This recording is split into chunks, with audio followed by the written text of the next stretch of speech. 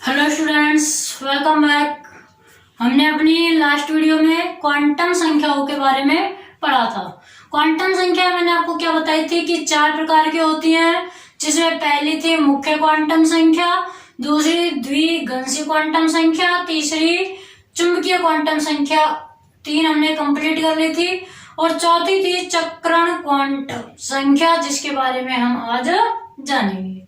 ठीक है, मैंने आपको बताया था कि प्रत्येक क्वांटम संख्या अलग अलग चीज को निर्धारित करने के लिए बनाई गई है। तो जैसा कि यहाँ नाम में ही है चक्रण क्वांटम संख्या, मतलब कि यह क्वांटम संख्या इलेक्ट्रॉनों के चक्रण की दिशा को निर्धारित करती है। ठीक है ना, नाम में चक्रण आ रहा है मतलब दिशा के चक्रण के आधार पर है। कैसे है कि यदि इलेक्ट्रॉन आपका दक्षिणावर्त घूर्णन करता है तो उसके लिए जो चक्रण क्वांटम संख्या है उसका मान होता है +½ और वामावर्त घूर्णन करता है तो क्या होता है -½ इतना ही है। इसकी खोज किसने की थी? सबसे पहले हम बात करें चक्रण क्वांटम संख्या को प्रदर्शित किससे करते हैं? S से प्रदर्शित करते हैं। ठीक है, और देखो खोज किसने की इसकी? खोज की अगर बात चले तो 2 वैज्ञानिकों ने मिलकर इसकी खोज की थी। एक तो था आपका गाउट स्मिथ। कौन सा था? Gout Smith. गाउट स्मिथ एवं दूसरा था उल्हनबेक। उल्हनबेक या उल्हनबेक भी मिलता है कहीं चीज। खोज की थी गाउट स्मिथ व उल्हनबेक ने। ठीक है, क्या करती है यह क्वांटम संख्या? कक्षक में इलेक्ट्रॉनों के चक्रण को निर्धारित। यह क्वांटम संख्या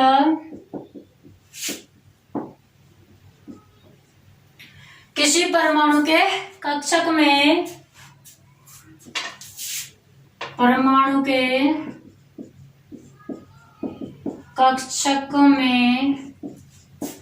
इलेक्ट्रॉनों के चक्रण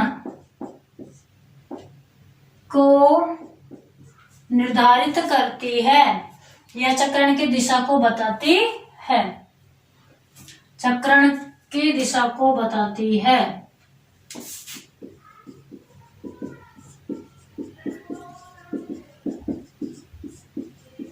कैसे बताएगी दिशा को? यदि इलेक्ट्रॉन दक्षिणावर्त घूर्णन करता है या उसकी जो दिशा है वो कैसी होगी? दक्षिणावर्त होती है, तो इस संख्या का मान क्या होगा? दक्षिणावर्त के लिए +½ होता है। यदि इलेक्ट्रॉन वामावर्त घूर्णन करता है तो इसका मान -½ होता है। +½ और -½ कैसे? देखो कक्षक में अधिकतम 2 इलेक्ट्रॉन भरे जाते हैं। ये आपका कक्षक है, इसमें अधिकतम कितने इलेक्ट्रॉन भरे जाएंगे? 2। एक ऐसे और एक ऐसे। ठीक है, यदि इस तरह से आपका है तो मतलब है कैसा घूर्णन है? दक्षिणावर्त। इस तरह आपका होगा तो घूर्णन क्या होगा? दक्षिणावर्त। और मान क्या होगा? +½ और यदि ये नीचे की तरफ है तो यह होता है वामावर्त और मान क्या होगा? -½ ठीक है, ध्यान रखोगे। चक्रण क्वांटम संख्या को ऐसे प्रदर्शित करते हैं। गाउट स्मिथ और उल्हनबेक ने इसकी खोज की थी। और क्या है कि यदि इलेक्ट्रॉन कक्षक में दक्षिणावर्त है तो उसका मान +½ होगा और वामावर्त घूर्णन कर रहा है या वामावर्त उसकी दिशा है तो -½ दक्षिणावर्त और वामावर्त क्या होते हैं? अब होने को तो इसको घड़ी की दिशा के आधार पर बताया जाता है। ठीक है ना, लेकिन यहाँ पर किससे बताएंगे? यहाँ आपके इलेक्ट्रॉन जो है, एक कक्षक में अधिकतम 2 इलेक्ट्रॉन होते हैं, या तो ऐसे होगा या ऐसे होगा, ऐसे होगा। ठीक है ना, 2 ऐसे प्रकार होंगे। तो अगर इसको अगर ऊपर की तरफ मुंह है तो दक्षिणावर्त बोलते हैं, प्लस हाफ मान होता है, नीचे की तरफ मुंह है तो माइनस हाफ। ठीक है ना। क्वांटम संख्या आपकी क्या हो गई कंप्लीट। अब नेक्स्ट मोस्ट इंपोर्टेंट टॉपिक जो कि हमेशा काम में आएगा वो है इलेक्ट्रॉनिक विन्यास। अब आपको क्या डालना है, इलेक्ट्रॉनिक विन्यास।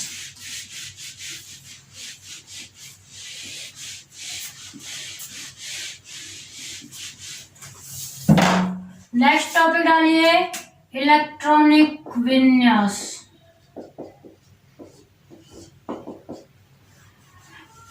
इलेक्ट्रॉनिक विन्यास आपके हर जगह काम में आएगा और कितनी भी ऊंची पढ़ाई कर लो बीएससी एमएससी सब में काम में आएगा। बहुत ही इंपॉर्टेंट टॉपिक है, अच्छे से समझना है आपको। ठीक है। तो इलेक्ट्रॉनिक विन्यास कहते किसे हैं, किसी परमाणु के कक्षक में इलेक्ट्रॉनों के वितरण को ही क्या कहा जाता है, इलेक्ट्रॉनिक विन्यास कहा जाता है। नाभिक के चारों ओर विभिन्न कक्षकों में इलेक्ट्रॉन का जो वितरण होता है वही क्या कहलाता है, इलेक्ट्रॉनिक विन्यास कहलाता है। नाभिक के चारों ओर विभिन्न कक्षकों में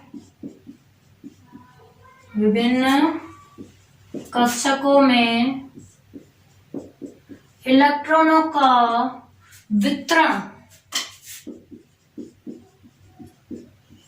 इलेक्ट्रॉनिक विन्यास कहलाता है, विन्यास कहलाता है। ठीक है ना। कक्षकों में इलेक्ट्रॉनों का वितरण ही क्या कहलाएगा, इलेक्ट्रॉनिक विन्यास। इलेक्ट्रॉनिक विन्यास के लिए एक सिद्धांत है आप बो सिद्धांत। कौन सा है, आप बो सिद्धांत। ये पढ़ना है कि आप बो का सिद्धांत क्या होता है। आप वो सिद्धांत क्या होता है कि किसी भी परमाणु का इलेक्ट्रॉनिक विन्यास किस तरह से दिया जाए, इसके कुछ नियम फिक्स हैं। ठीक है। 3 नियम होते हैं इसके, जो आप वो सिद्धांत, उन तीनों नियमों को सम्मिलित रूप से आप वो सिद्धांत बोला गया है। ठीक है। इसमें क्या लिखना है आपको, किसी परमाणु के, इसमें आपको लिखना है किसी परमाणु के, उन तीनों नियमों के बारे में विस्तृत जानकारी हम लेंगे। पहले आप ये लिखो, किसी परमाणु के इलेक्ट्रॉनिक विन्यास को समझाने के लिए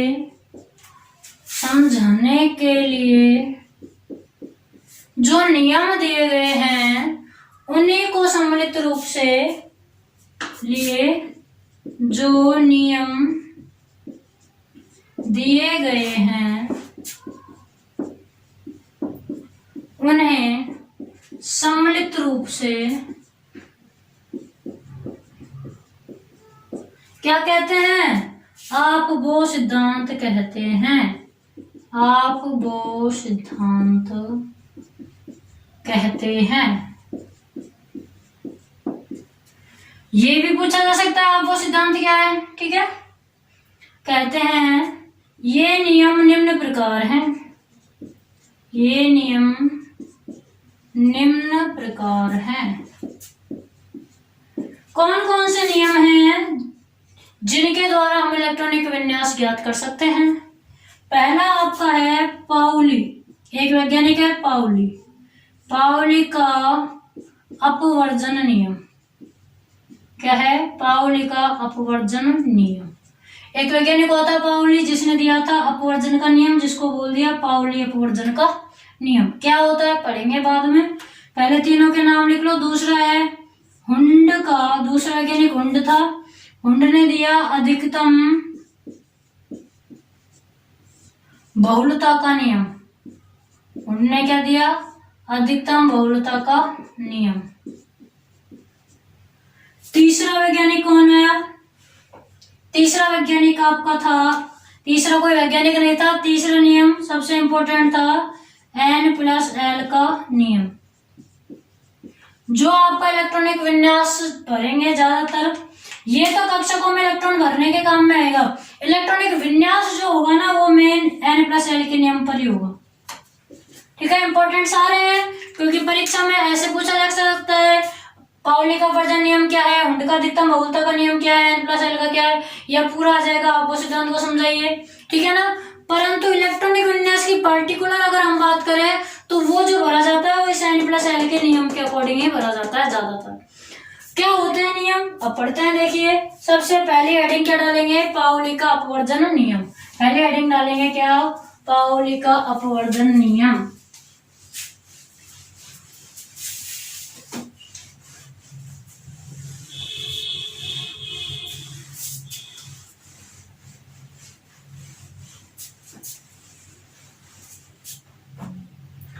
फर्स्ट हेडिंग आपकी होगी पाउली का अपवर्जन नियम।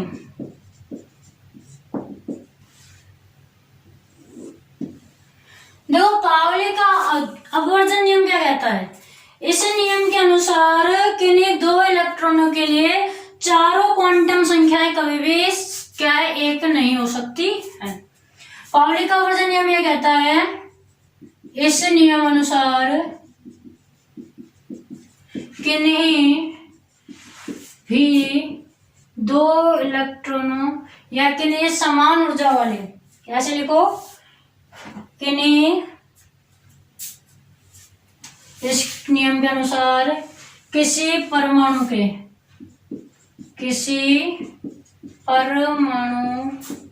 के दो इलेक्ट्रॉनों के लिए या दो इलेक्ट्रॉनों की चारों क्वांटम संख्याओं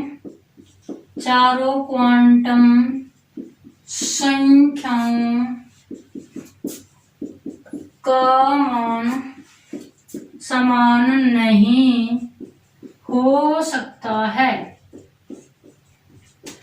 यह नियम यह कहता है कि परमाणु में इलेक्ट्रॉन होते हैं, लेकिन किसी भी एक ही परमाणु में जो इलेक्ट्रॉन होंगे, किसी एक परमाणु में भी यदि इलेक्ट्रॉन है तो उन इलेक्ट्रॉनों में भी कोई भी दो इलेक्ट्रॉन ऐसे नहीं होंगे जिनके जो चारों क्वांटम संख्या के मान क्या हो, समान हो।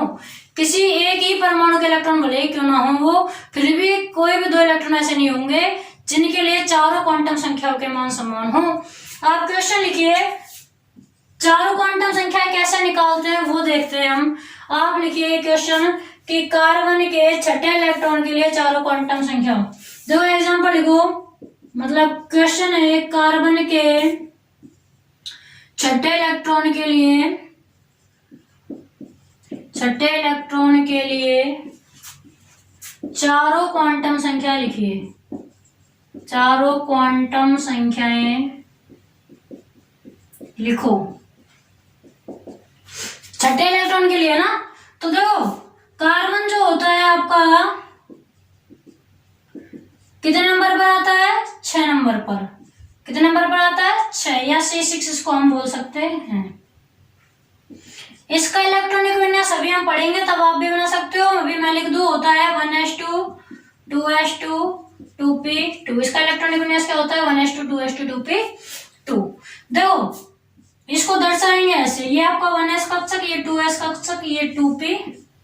आपको पता है 1s 2s तो एक ही होते हैं। 2p में मैंने आपको बताया था px py pz 3 होते हैं ना, बताया था, वही है ये। तो देखो 1s में कितने हैं, 2 1 2, 2s में भी 2 1 2, 2p में भी 2 1 2, ऐसे भर दू, रॉन्ग है। अभी जब हम उंड का अधिकतम बहुलता नियम पढ़ेंगे ना, वो क्या है देखो यही समझ लेते हैं। उंड का अधिकतम बहुलता नियम ये कहता है जब तक कि किसी भी कक्षक में एक एक इलेक्ट्रॉन पूरे ना हो जाए हम उनका युग्मन नहीं कर सकते। मतलब आपको यहाँ 2 भरने हैं तो आप 2 ऐसे नहीं भर सकते। कब तक, जब तक कि इन दोनों कक्षकों में भी कम से कम एक इलेक्ट्रॉन ना हो। पहले एक एक इलेक्ट्रॉन सब में जाने चाहिए तभी युग्मन होगा। तो आपको ऐसे भरना है, 4 हो गए, ये 5वां इलेक्ट्रॉन, ये हो गया छठा इलेक्ट्रॉन। अब इस छठे इलेक्ट्रॉन के लिए आपको चारों क्वांटम संख्या निकालनी है, इसके लिए, ठीक है। तो देखो इसके लिए n बराबर क्या होगा, n वो होता है जो आपके आगे लगा हो। जैसे 2s में 2n, 2p में भी कितना है n 2, बताया था ना मुख्य क्वांटम संख्या। 2p के आगे 2 लग रहा है, मुख्य क्वांटम संख्या क्या है 2। l क्या होगी, द्विगांशी क्वांटम संख्या का मान 0 से n-1 होता है, बताया था 0 से n-1। तो 0 से 2 में से गया तो 1, 0 से 1 तक मतलब क्या होगा, 1 होगा। क्या होगा, L का मान 1। या फिर ऐसे देखो, क्या है यहाँ पर P, मैंने आपको बता दिया L का मान S के लिए 0 होता है, P के लिए 1, D के लिए 2 और F के लिए 3 बताया था L का मान। तो P के लिए L का मान क्या हो गया, 1। फिर निकालेंगे NL, M का मान। M क्या होती है, चुंबकीय क्वांटम संख्या। चुंबकीय क्वांटम संख्या मैंने आपको बताया था कि -L से +L तक होती है। -L यानी कि -1, फिर 0, फिर +1। ये M के मान होंगे -L से +L, -1, +1 और इनके बीच में 0 ही आती है। फिर इसके लिए हमें निकालना है S का मान। S में मैंने आपको बताया था कि दक्षिणावर्त घूर्णन हो तो +12 होता है और वामावर्त घूर्णन हो तो -12। ये घूर्णन कैसा है, दक्षिणावर्त तो +12। अगर मैं कहूं कि आपको बताना है 1 2 3 4 कार्बन के चौथे इलेक्ट्रॉन के लिए, किसके लिए, चौथे इलेक्ट्रॉन, तो चौथे इलेक्ट्रॉन में ये कैसा है, वामावर्त। तो बाकी सारे तो कोई चेंज नहीं होगा, n बराबर 2 ही रहेगा, l बराबर 1, m भी हुई। लेकिन s का मान यहाँ क्या हो जाएगा, इस दिशा विपरीत होने के कारण -12, दिशा विपरीत होने के कारण उसका मान क्या हो जाएगा, -12। तो इस प्रकार हम क्या निकालते हैं, चारों क्वांटम संख्याएं। और पाउली का जो अपवर्जन नियम है वो ये कहता है कि किसी परमाणु के इलेक्ट्रॉनों के लिए या कोई भी 2 इलेक्ट्रॉन ऐसे नहीं होंगे जिनके लिए चारों क्वांटम संख्याओं के मान क्या आ जाए, समान आ जाए। यह क्या है, पाउली का अपवर्जन नियम है। कर दूं रेज इसमें, और देखो इसमें S है, S होने के कारण L का मान भी क्या होगा, 0 होगा उसमें। तो L और S दोनों ही क्या होंगे, डिफरेंट।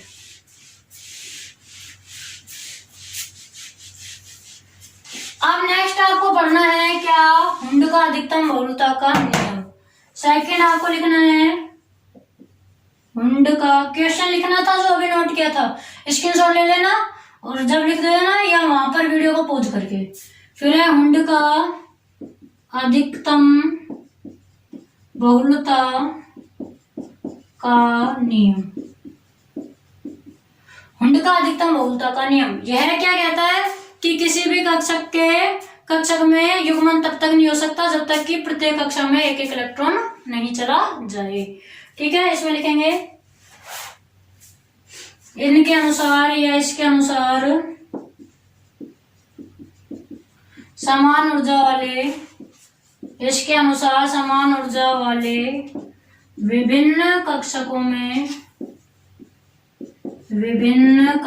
में युग्मन या इलेक्ट्रॉनों का युग्मन, ऐसे लिखना, इलेक्ट्रॉनों का युग्मन तब तक नहीं हो सकता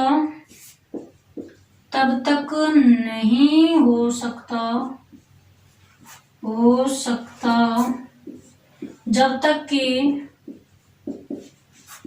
प्रत्येक कक्षक में एक एक इलेक्ट्रॉन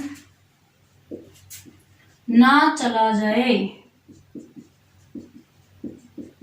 ठीक है, एक एक इलेक्ट्रॉन कम से कम सभी में चला जाना चाहिए। एग्जाम्पल 2p3, तो देखो p कक्षक हमारा ये बन गया। अब हमें कितने इलेक्ट्रॉन भरनी है, 3 इलेक्ट्रॉन। तो क्या हम इसको ऐसे भर सकते हैं 1 2 3। अगर आप ऐसे भरोगे तो वो आपका क्या माना जाएगा, रॉन्ग। क्यों, क्योंकि हुंड का अधिकतम बहुलता का नियम है, क्या है हुंड का अधिकतम बहुलता का नियम, कि युग्मन तब तक नहीं होगा, युग्मन का मतलब जोड़ा जब तक नहीं बनेगा तब तक कि प्रत्येक कक्षक में एक एक इलेक्ट्रॉन ना चला जाए। तो ये आपका क्या होगा, करेक्ट। 1 2 3 3 इलेक्ट्रॉन ऐसे भरने हैं। मैं आपसे कहूं 2p4 को भरिए, तो कैसे भरोगे 2p4 को, 1 2 3, पहले एक एक समय भर दो, भर दिए। अब युग्मन स्टार्ट होगा 4। ठीक है, मैं कहूं 2p6 को भरिए तो 5 6 पूरा भर जाएगा। कर लोगे, उतार लीजिए हुंड का अधिकतम बहुलता का नियम। नेक्स्ट आपका सबसे इंपॉर्टेंट है n+l का नियम, जो हम पढ़ेंगे अपनी नेक्स्ट नेक्स्ट वीडियो में। Okay students, thank you.